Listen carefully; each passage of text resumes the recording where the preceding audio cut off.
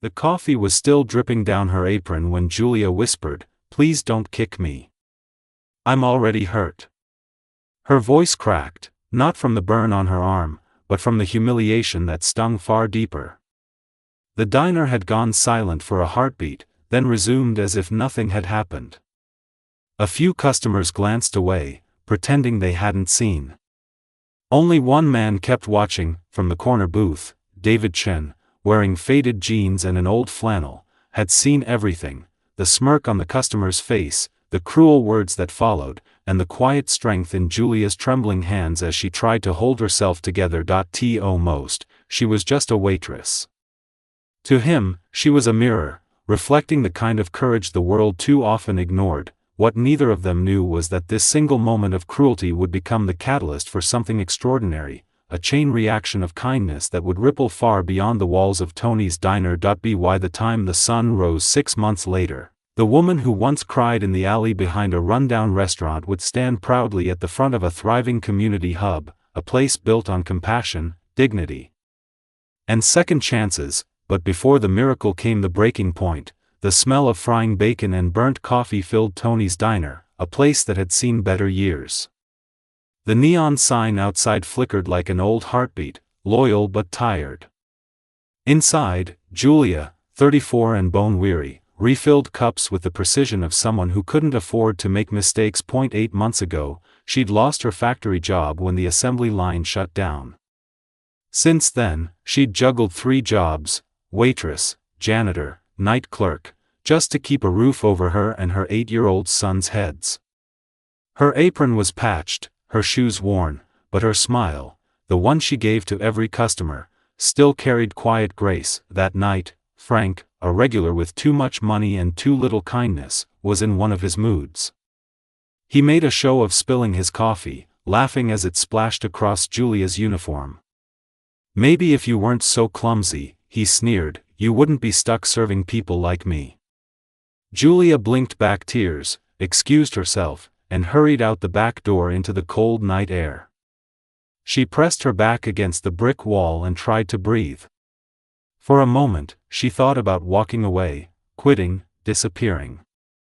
But quitting wasn't an option when her son's school had just sent another notice about unpaid lunch fees. Inside, David watched everything. For 3 weeks, he'd sat in that same corner booth, ordering the same black coffee and slice of pie.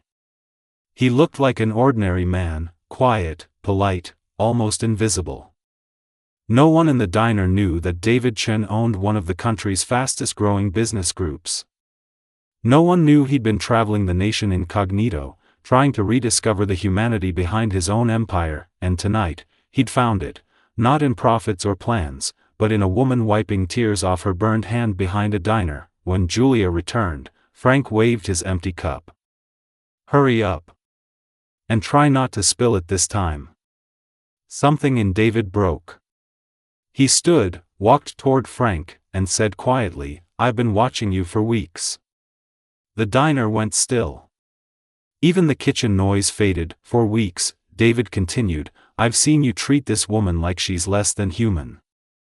I think it's time someone told you what that says about you." Frank snorted. "Who the hell do you think you are?" "Someone who knows the difference between a man and a bully," David said calmly. He placed a $100 bill on the table. "Your meals are covered for the next month, if you can manage to eat without demeaning another person." A hush spread through the diner. Julia stood frozen, her coffee pot trembling in her hands. When Frank stormed out, she felt tears rise again, but this time, they weren't tears of shame. "You didn't have to do that," she whispered. "I know," David said softly. "But just because you can endure cruelty doesn't mean you should have to." He gestured to his booth. "Sit with me. Please."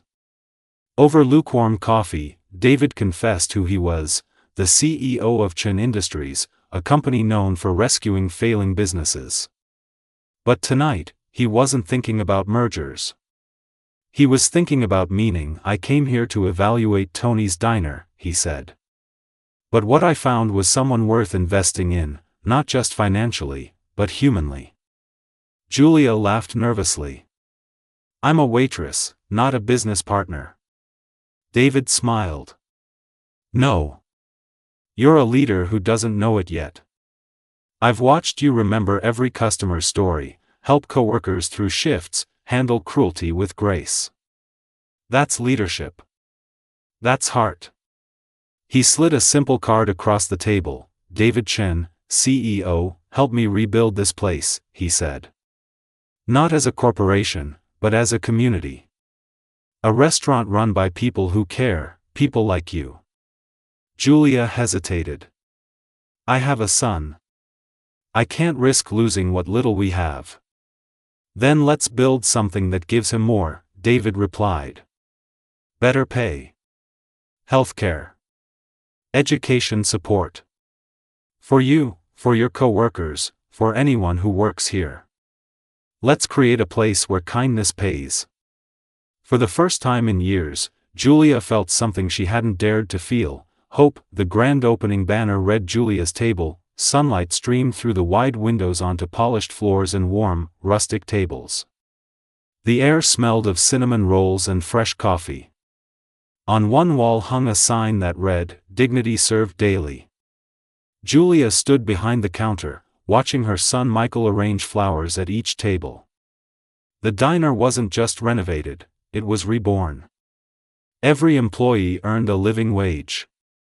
There were benefits, college funds, and flexible schedules for single parents. Customers came not just to eat, but to belong. There was a wall of kindness, where people left notes, job offers, or prepaid meals for anyone in need. Tony, once the weary owner, now smiled more than he spoke. The staff, 2 single mothers, a retired teacher, 3 students, called Julia boss, but she still wore her apron proudly. David visited often, sitting at the counter while Julia poured his coffee. Their conversations now revolved around community programs and expansion plans.